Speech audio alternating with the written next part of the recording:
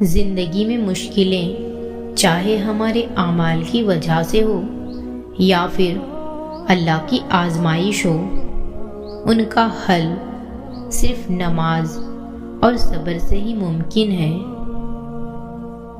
किस किस को राजी करोगे?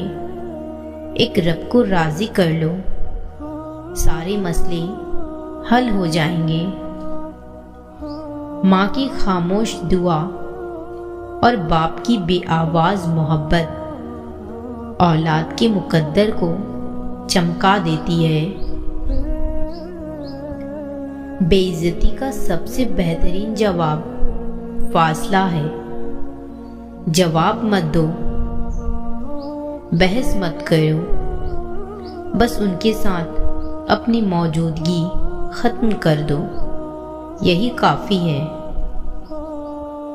हर रिश्ते को सिर्फ 3 चीज़ें जोड़ती है: इज्जत, एतबार, प्यार।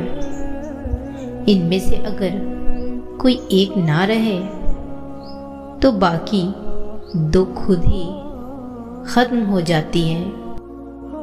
दुनिया की किताबों में कुरान चमकता है, कुरान में अल्लाह का फरमान चमकता है।